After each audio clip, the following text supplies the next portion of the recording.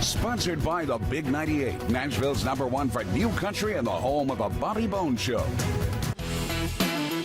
We're so thrilled to have on founding member of Squeeze, singer, songwriter, incredible guitarist, Glenn Tilbrook. Glenn, thanks for coming on the show. Thank you for having me, Eric. It's a pleasure to be here.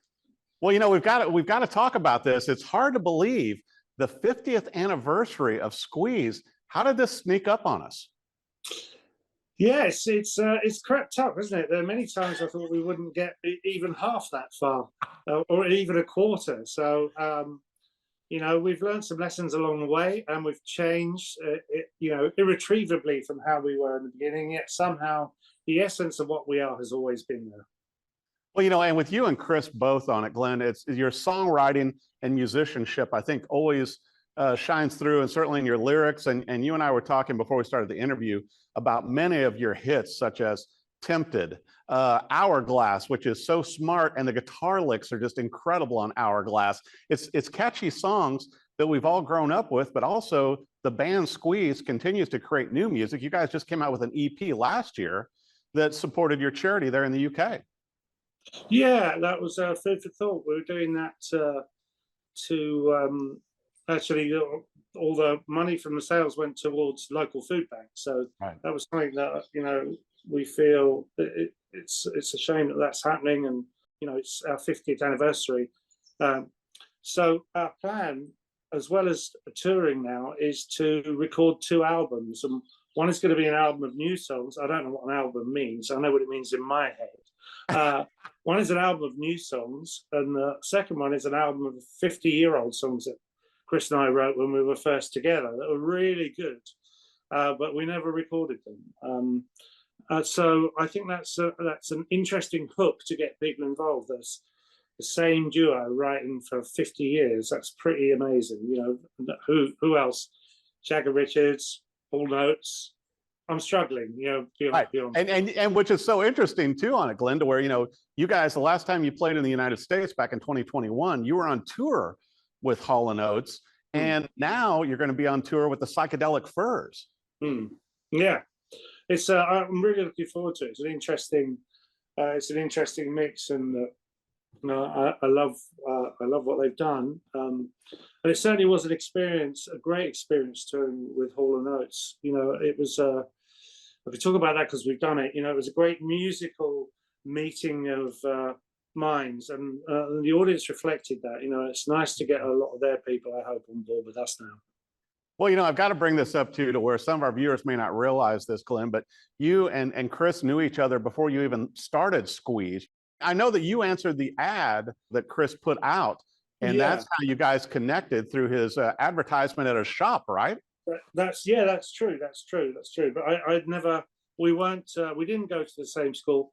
I'd met Jules Holland actually before I met Chris, but we weren't at the same school either. So, you know, at that point, what was unique about, certainly the 3 of us, is that we lived within half a mile of each other.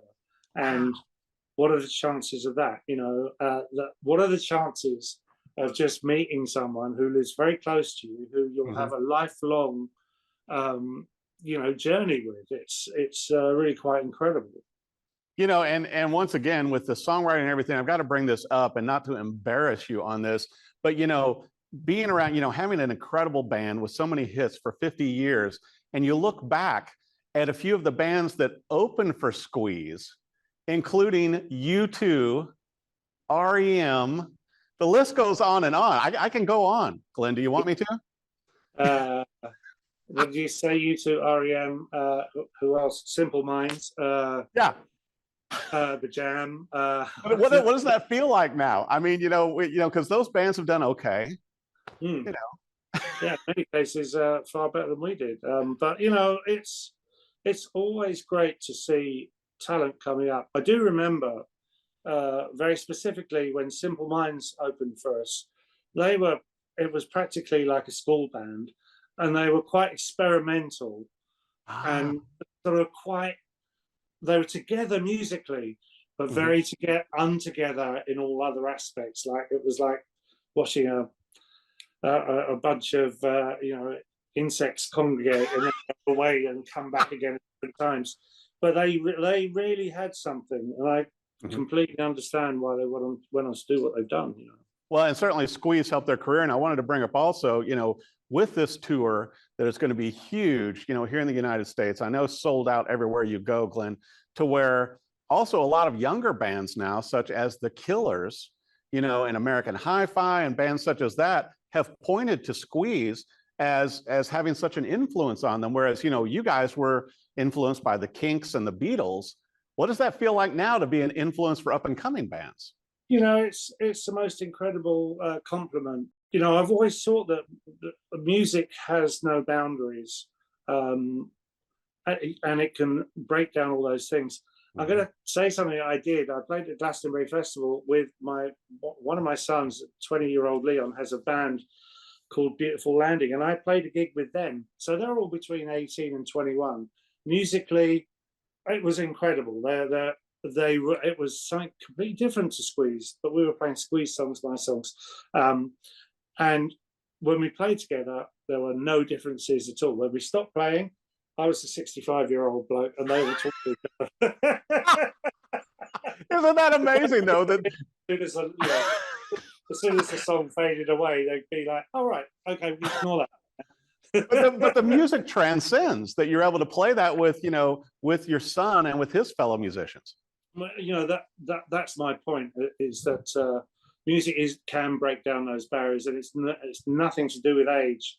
And that I can so deeply love their band and their music, and that they can pluck stuff out of 40 years ago, 60 years ago, jazz greats. They're very into jazz, and I marvel at their ability, and I'm in awe. But I'm in awe of what we can do with no education and no one to point the way. We managed to figure it out for ourselves, and there's nothing that I'm not drawing any comparison, except it can work both ways. No, I think it's incredible. And I wanted to bring up also, Glenn, to where, you've had success in your solo work as well, such as the last album you put out, Happy Ending. And I thought, you may be due for another solo album too, in between, 50-year anniversary with Squeeze and a double album and all these great things happening. Have you thought about doing some more solo albums? No, yeah, without a doubt.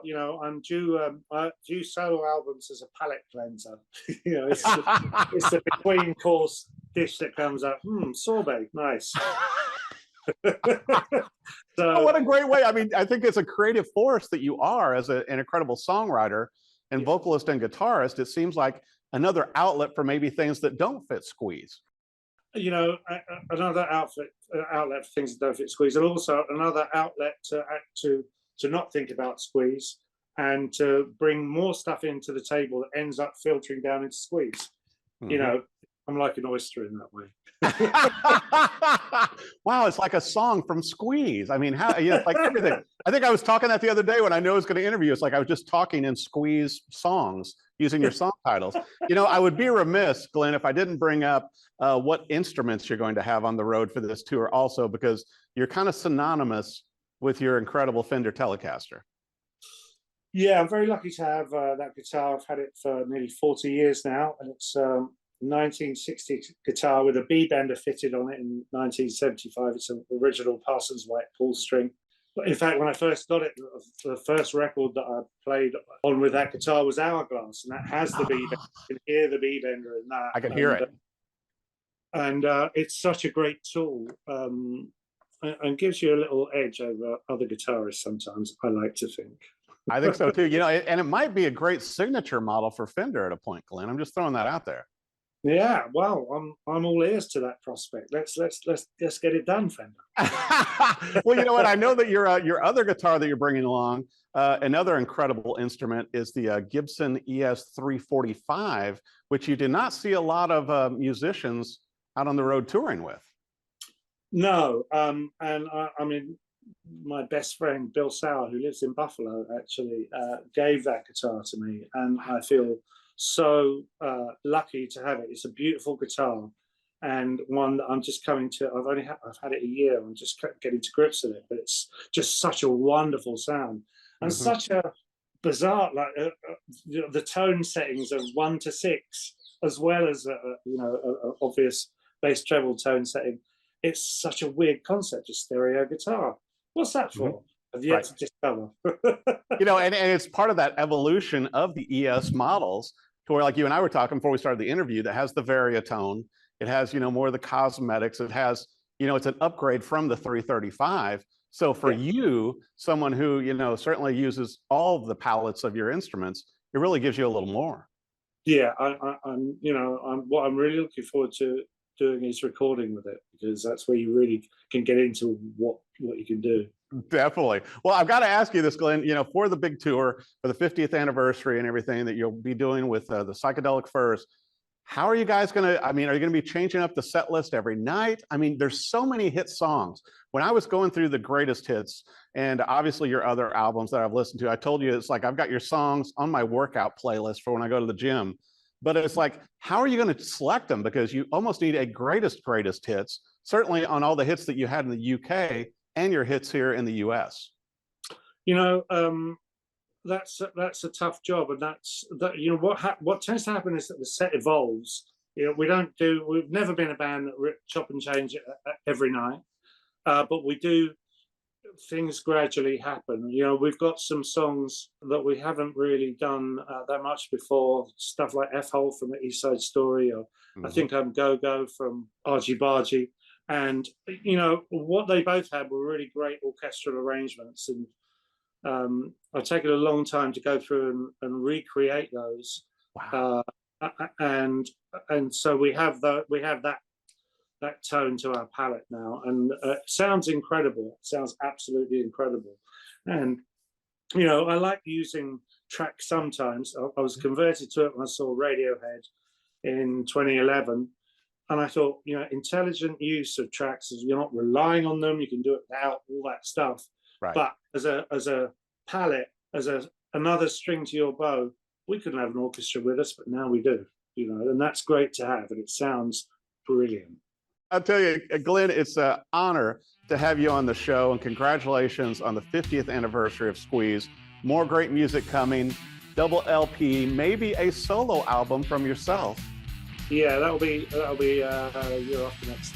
Yeah, down the road in a bit. But Glenn Tilbrook of Squeeze, thank you so much for coming on the show. Eric, thank you so much. It's been so nice talking to you.